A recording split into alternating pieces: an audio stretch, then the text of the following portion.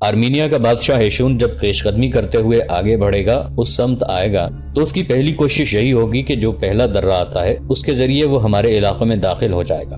لیکن اس کے ایسا کرنے سے پہلے ہی میں اپنی گھات کے درے سے نکل کر شاہراہ پر آ جاؤں گا، تاکہ ہیشون اور اس کے سالار اور اس کے لشکری مجھے دیکھ لیں۔ جب ایسا ہوگا، درے میں داخل ہونے کی بجائے ہیشون اپنے لشکر کو لے کر میری طرف بڑھے گا۔ وہ درے کے ذریعے ادھر ہماری وادی میں داخل ہونے کی ضرورت نہیں کرے گا۔ ایسا کرنے کے لیے اسے 100 بار سوچنا ہوگا۔ وہ یہ بھی سوچے گا کہ اگر اس نے درے کے ذریعے ہماری وادی میں داخل ہونے کی کوشش کی تو پشت کی جانب سے میں اس پر حملہ آور ہو کر ناقابل تلافی نقصان پہنچا سکتا ہوں۔ چنانچہ اپنے لشکر کو لے کر وہ میری طرف بڑھے گا۔ چونکہ اس کی نسبت میرے پاس چھوٹا لشکر ہوگا، اس بنا پر وہ خوش ہوگا کہ اس کا مقابلہ کرنے کے لیے ایک چھوٹا لشکر آیا ہے جسے وہ معمولی حملے سے ہٹا دے گا۔ چنانچہ جب میں ہیشون سے اپنے لشکر کے ساتھ بھیڑ جاؤں گا تو تھوڑی دیر میں سب سے پہلے حسام الدین حرکت میں آئے گا۔ درمیانی درے سے نکل کر وہ ہیشون کے لشکر کے وسطی حصے پر حملہ آور ہوگا اور اس کے لشکریوں کو کاٹنا شروع کر دے گا، جبکہ شروع کے پہلے درے سے اسی وقت لوئی تاشی تم بھی برقائی خان کے ساتھ نکلنا اور ہیشون کے لشکر کے پچھلے حصے پر حملہ آور ہو جانا۔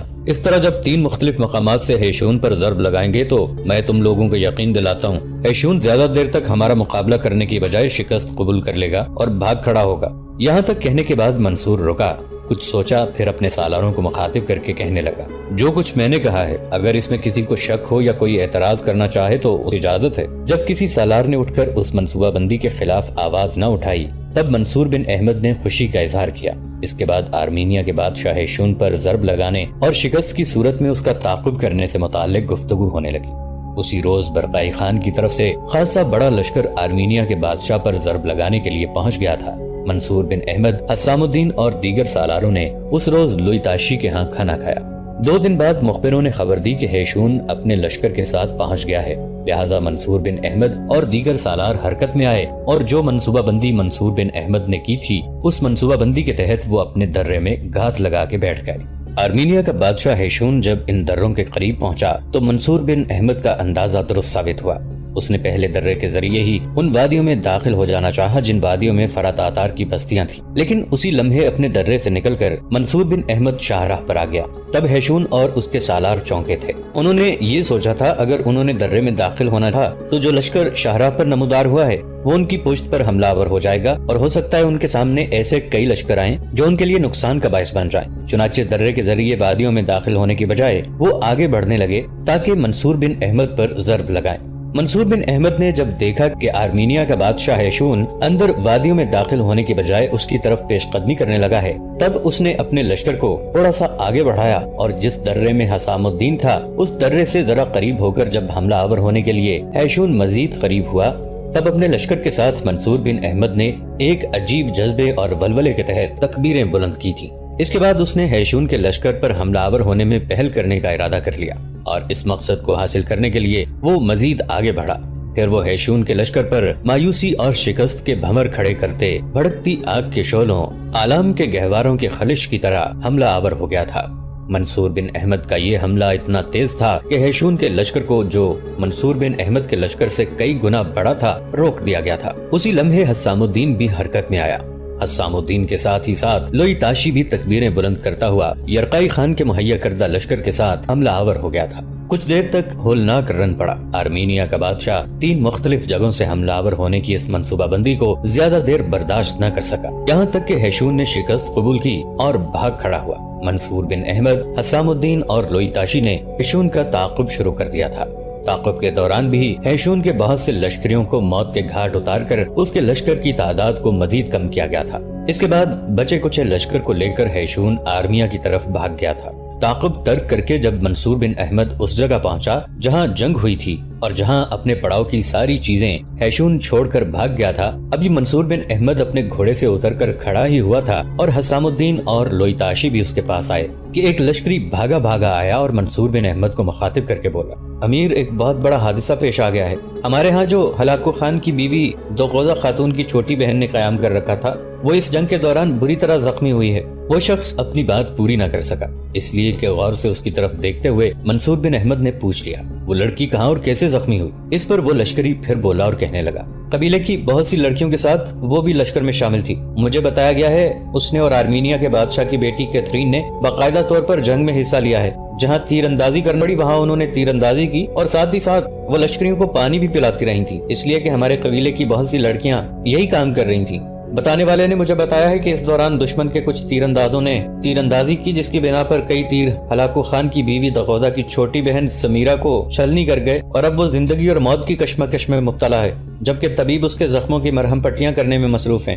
سب کچھ سننے اور جاننے کے بعد منصور بن احمد اس لشکری کے ساتھ بھاگ کھڑا ہوا۔ حسام الدین اور لوئی تاشی بھی اس کے ساتھ بھاگ رہے تھے۔ اس لشکری نے منصور بن احمد کو اس جگہ لا کھڑا کیا تھا۔ چند نوجوان گول دائرے کی صورت میں کھڑے تھے۔ انہوں نے جب منصور بن احمد، حسام الدین اور لوئی تاشی کو آتے دیکھا تو وہ ایک طرف ہٹ گئے۔ منصور نے آگے بڑھ کر دیکھا، ہلاکو کی بیوی دغودا کی چھوٹی بہن زمین پر پڑی ہوئی تھی اور ایک چادر تہ کر کے تکیے کے طور پر اس کے سر کے نیچے دی گئی تھی۔ منصور بن احمد آگے بڑھ کر سیمر کے پاس بیٹھ گیا۔ سیمر نے ایک گہری نگاہ اس موقع پر منصور بن احمد پر ڈالی۔ ہلکا سا تبسم ہونٹوں پر نمودار ہوا۔ کچھ کہنا چاہتی تھی کہ اس سے پہلے ہی منصور بن احمد نے اسے مخاطب کر لیا۔ دغودا کی چھوٹی بہن، یہ تم نے کیا کیا؟ تم ہمارے ہاں مہمان تھیں، تمہیں کیا ضرورت پیش آ گئی کہ تم لشکر میں شامل ہو گئی؟ این اسی موقع پر ایک طرف سے کیتھرین بھی بھاگتی ہوئی وہاں پہنچ گئی۔ شاید اسے بھی سیمر کے زخمی ہونے کی اطلاع دی گئی تھی۔ منصور بن احمد نے پھر سیمر کو مخاطب کیا، کم از کم لشکر میں شامل ہونے سے پہلے تم نے کسی سے پوچھ لیا ہوتا، کسی سے مشورہ ہی کر لیا ہوتا، کوئی تمہیں اچھا مشورہ دے دیتا۔ اس پر بڑی جرت مندی کا مظاہرہ کرتے ہوئے سیمر کہنے لگی، امیر، میں اور کیتھرائن دونوں اب مسلمان ہیں، اور ہمارا فرض بنتا تھا کہ ہم لشکر میں شامل ہو کر نہ صرف دشمن کے خلاف اپنے لشکریوں کے شانہ بشانہ جنگ کریں، بلکہ زخمیوں کی دیکھ بھال اور سپاہیوں کو پانی پلائیں۔ یہ ہماری ذمہ داری تھی، اور اپنی ذمہ داری ادا کرنے کے لیے ہم لشکر میں شامل ہوئی تھیں۔ یہ کیتھرین بھی میرے پاس آ گئی ہے۔ امیر، آپ جانتے ہیں کیتھرین آرمینیا کے بادشاہ ہیشون کی بیٹی ہے۔ اس وقت ہیشون یہاں حملہ آور ہوا تھا۔ کیا یہ غیر معمولی بات نہیں ہے کہ اپنے باپ کا مقابلہ کرنے کے لیے کیتھرین میدان میں اتری؟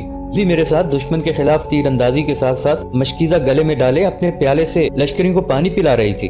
امیر، آپ سے کہنے کے لیے میرے پاس بہت سی باتیں ہیں اور بہت سے انکشافات ہیں، لیکن شاید اس وقت تک میری زندگی میرے ساتھ وفا نہ کرے۔ امیر، میری موت میرے سامنے رقص کر رہی ہے۔ مرنے سے پہلے میں آپ سے کیتھرائن کے متعلق ایک موضوع پر بات کرنا چاہتی تھی۔ یہاں تک کہتے کہتے سیمر کو خاموش ہو جانا پڑا۔ کچھ دیر تک وہ لمبے لمبے سانس لیتی رہی، پھر کہنے لگی، امیر، جو بات میں آپ سے کہنا چاہتی ہوں۔ سیمر کی آواز پھر ڈوب گئی۔ کچھ دیر وہ بولنے کی کوشش کرتی رہی، لیکن بول نہ سکی۔ آخر اس کی گردن ایک طرف ڈھلک گئی اور وہ اس فانی دنیا سے ہمیشہ کے لیے کوچ کر گئی۔ سیمر کے مرنے پر کیتھرائن بری طرح اس سے لپٹ کر رونے لگی تھی۔ اس کی ہچکیاں، اس کی سسکیاں اور رونے کی آوازیں سب کو پریشان کر رہی تھیں۔ اس موقع پر لشکر میں جو دوسری عورتیں لشکریوں کو پانی پلانے کا کام کر رہی تھیں وہ بھی آ گئیں۔ پھر سیمر کی لاش کو اٹھا لیا گیا۔ سب لوگ پریشان اور فکر مند تھے۔ عشاء سے تھوڑی دیر پہلے سیمر کو کوہستانی سلسلے کے ایک کم بلندی کے ٹیلے پر دفن کیا گیا۔ سیمر کی موت کے تقریباً ایک ماہ بعد ایک روز جبکہ لوئی تاشی باہر سے اپنے گھر میں داخل ہوا، اس موقع پر اس کی بیوی مدلان بڑی بے چینی سے اسے مخاطب کر کے کہنے لگی، ہم لوگ بڑی بے چینی سے آپ کی آمد کے منتظر تھے۔ اپنی بیوی کے یہ الفاظ سن کر لوئی تاشی فکر مند ہو گیا تھا۔ سیدھا دیوان خانے کی طرف ہو لیا۔ اس کی بیٹی مدلان، بیٹا بلزون اور بیٹی نکیر بھی اس کے پیچھے پیچھے تھے۔ جب سب دیوان خانے میں بیٹھ گئے تب گفتگو کا آغاز لوئی تاشی نے کیا اور اپنی بیوی مدلان کی طرف دیکھتے ہوئے کہنے لگا، اب کہو، تم کیا کہنا چاہتی ہو؟ کیوں میری آمد کا اس قدر بے چینی سے انتظار ہو رہا تھا؟ کیا کوئی غیر معمولی واقعہ پیش آ گیا ہے؟ لوئی تاشی کے ان الفاظ کے جواب میں مدلان بولی اور کہنے لگی، آپ کا اندازہ درست ہے، یوں جانے ایک بہت بڑا واقعہ یا ایک بہت بڑا حادثہ رونما ہو گیا ہے۔ لوئی تاشی مسکرایا اور کہنے لگا، پیچدار گفتگو میں نہ ڈالو، اصل موضوع کی بات کرو۔ اس پر مدلان بول پڑی، کہنے لگی، آپ جانتے ہیں کیتھرین اور سیمر نے گزشتہ کئی ماہ سے ہمارے ہاں قیام کیا ہوا تھا۔ یہاں قیام کے دوران ان کی تربیت کی گئی، جس کے نتیجے میں انہوں نے اسلام قبول کیا تھا۔ اسلام قبول کرنے کے بعد ان کے اندر یہ تبدیلی پیدا ہوئی کہ کیتھرین مسلمانوں کے حق میں اپنے باپ کے خلاف جنگ کرنے کے لیے تیار ہوئی۔ یہاں قیام کے دوران کیتھرین اور سیمر دونوں ہی امیر منصور بن احمد کی شخصیت سے متاثر تھیں۔ ان الفاظ کو میں یوں کہہ سکتی ہوں کہ کیتھرین اور سیمر دونوں ہی منصور بن احمد کو پسند کرنے لگی تھی۔ سیمر تو بیچاری مر گئی، مرنے سے پہلے وہ شاید اپنی اور کیتھرین کی محبت کا اظہار بھی منصور بن احمد سے کرنا چاہتی تھی، لیکن موت نے اسے موقع نہیں دیا، وہ ہمیشہ کے لیے بچھڑ گئی۔ اب سیمر کے مرنے کے بعد کیتھرائن اکثر پریشان اور فکر مند رہنے لگی تھی، لیکن وقت کے ساتھ ساتھ آہستہ آہستہ اس نے اپنے آپ کو بحال کرنا شروع کر دیا ہے۔ سیمر اور کیتھرین نے کبھی بھی کسی بھی موقع پر اپنی زبان سے ہم پر یہ انکشاف نہیں کیا کہ وہ امیر منصور بن احمد کو پسند کرتی ہیں۔ سیمر نے مرنے کے وقت جو الفاظ ادا کیے تھے وہ کچھ نشاندہی ضرور کرتے ہیں، لیکن کیتھرین اپنی محبت کے راز کو اپنے دل میں ہی چھپائی رہی۔ آج صبح کھانا کھانے کے بعد میں نے تہیہ کیا کہ میں اسے کہہ دوں گی۔ اب وہ ہمارے ہاں ہماری بیٹی کی حیثیت سے رہ رہی ہے۔ ہماری 2 بیٹیاں ہیں، ایک کیتھرین، دوسری نتکیر۔ میں نے باتوں باتوں میں کیتھرین سے سیمر کے مرنے کی وقت جو گفتگو ہوئی تھی اس کے متعلق بات چیت شروع کی، پھر آہستہ آہستہ کیتھرین کو کریدنا شروع کیا۔ میں نے اسے کہا کہ اب اس کی حیثیت میری بیٹی کی سی ہے اور میں اس کی ماں ہوں، لہٰذا اس کے دل میں اگر کوئی راز ہے تو مجھ سے نہ چھپاؤ۔ اگر وہ دل کی بات یا راز مجھ سے کہہ دے گی تو اس کا ذہن ہلکا ہو جائے گا۔ چنانچہ میرے سمجھانے پر وہ حرکت میں آئی۔ اس نے کھلے الفاظ میں اس بات کو تسلیم کیا کہ وہ منصور بن احمد کو پسند کرتی ہے، اسی سے محبت کرتی ہے۔ اب میں چاہتی ہوں کہ آپ اس سلسلے میں منصور بن احمد سے بات کریں کہ کیتھرین چونکہ امیر کو پسند کرتی ہے لہٰذا امیر کیتھرین سے شادی کر لیں۔ کیتھرین اس کے لیے تیار ہے، اور پھر آپ یہ بھی سوچیں کہ منصور بن احمد ان سارے علاقوں کے امیر ہیں اور چھوٹے سے جس مکان میں ان کی رہائش ہے وہاں وہ اپنا کھانا خود تیار کرتے ہیں۔ کیا آپ کو اچھا لگتا ہے کہ ہمارے امیر خود کھانا تیار کریں اور ان کی دیکھ بھال کرنے والا کوئی نہ ہو؟ مدلان کے ان الفاظ پر لویتاش پریشان اور فکر مند ہو گیا تھا۔ پھر مدلان کی طرف دیکھتے ہوئے کہنے لگا، مدلان تم کیا سمجھتی ہو؟ مجھے اپنے امیر منصور بن احمد کی حالت کی خبر نہیں ہے۔ میں جانتا ہوں وہ اپنا کھانا خود تیار کرتے ہیں، اور اس سلسلے میں نے کئی بار ان سے التماس کی، گزارش کی ان کے لیے کھانا ہمارے ہاں سے پک کر آیا کرے گا، لیکن وہ نہیں مانتے، بلکہ مجھے سختی سے منع کر دیا تھا کہ اگر میرے لیے کھانا بھجوایا تو وہ کھانے سے انکار کر دیں گے، اور انہیں زیادہ تنگ کیا گیا تو یہاں سے نکل کر وہ کسی مناسب جگہ چلے جائیں گے جہاں رہتے ہوئے وہ اپنے کچھ ساتھیوں کے ساتھ منگولوں کے خلاف حرکت میں آ سکے۔ ان کے الفاظ کے جواب میں بھی چپ اور خاموش ہو گیا۔ اب اگر کیتھرین امیر منصور بن احمد کو پسند کرتی ہے، ان سے شادی کرنے کی خواہش مند ہے، تو میں سمجھتا ہوں یہ کیتھرین کی خوش قسمتی ہے، اور ہمارے امیر منصور بن احمد کے لیے بھی کیتھرین سے شادی کرنے کے بعد آسائشیں ہو جائیں گی، اور میں سمجھتا ہوں کہ کیتھرین کے لیے منصور بن احمد کے علاوہ کوئی اور مناسب رشتہ ہو ہی نہیں سکتا۔ یہاں تک کہنے کے بعد لویتاشی رکا، پھر اپنی بیٹی نتکیر کی طرف دیکھتے ہوئے کہنے لگا، میری بچی یہ بتاؤ کہ کیتھرین اس وقت کہاں ہے؟ اس پر نتکیر بولی اور کہنے لگی، بابا آپ کی آمد سے تھوڑی دیر پہلے ماں نے کیتھرین سے کہا تھا کہ جب آپ آئیں تو آپ پر کیتھرین کی امیر منصور بن احمد سے محبت کا انکشاف کیا جائے گا، اور کوشش یہ کی جائے گی کہ کیتھرین کی منصور بن احمد سے شادی ہو جائے۔ اس پہ کیتھرین بڑی مطمئن اور خوش تھی۔ ابھی وہ ساتھ والے کمرے میں اکیلی بیٹھی ہے، شاید اسے خبر ہو چکی ہے کہ ہم اسی موضوع پر گفتگو کریں گے، اور وہ انتظار کر رہی ہوگی۔ ہلکا سا تبسم اس موقع پر لویتاشی کے چہرے پر نمودار ہوا، پھر کہنے لگا، بیٹی جاؤ کیتھرین کو یہاں میرے پاس بلا کر لاؤ، اس لیے کہ وہ میری بیٹی ہے۔ پہلے میری ایک ہی بیٹی تھی جس کا نام نتکیر تھا، اب میری 2 بیٹیاں ہیں، بڑی بیٹی کا نام کیتھرین اور چھوٹی بیٹی نتکیر ہے جو ابھی نابالغ ہے۔ جاؤ ذرا کیتھرین کو یہاں بلاؤ۔ اس پر نتکیر اچھلنے کے انداز میں اپنی جگہ سے اٹھ کھڑی ہوئی، بھاگتی ہوئی باہر نکل گئی۔ تھوڑی دیر بعد وہ کیتھرین کا ہاتھ پکڑے دیوان خانے میں داخل ہوئی۔ کیتھرین کی گردن جھکی ہوئی تھی۔ کیتھرین کا ہاتھ پکڑے پکڑے نتکیر اپنے باپ لویتاشی کے سامنے بیٹھ گئی۔ کچھ دیر تک دیوان خانے میں خاموشی رہی، پھر کیتھرین کو مخاطب کرتے ہوئے لویتاشی کہنے لگا، کیتھرین میری بچی، پہلے میری ایک ہی بیٹی تھی جس کا نام نتکیر ہے، اور اب میری 2 بیٹیاں ہیں، ایک کیتھرین اور دوسری نتکیر۔ بچی تیرے متعلق مدلان نے کچھ انکشاف کیے ہیں، اور یہ انکشاف سن کر میں بے حد خوش ہوا ہوں۔ بیٹی کیا تم منصور بن احمد کو پسند کرتی ہو اور چاہتی ہو کہ اس کی بیوی بن کر رہو؟ کیتھرین کی گردن جھک گئی، منہ سے کچھ نہ بولی۔ اس پر لویتاشی بولا اور کہنے لگا، بیٹے یہ خاموشی اچھی نہیں، میں تمہاری زبان سے کچھ سننا پسند کروں گا۔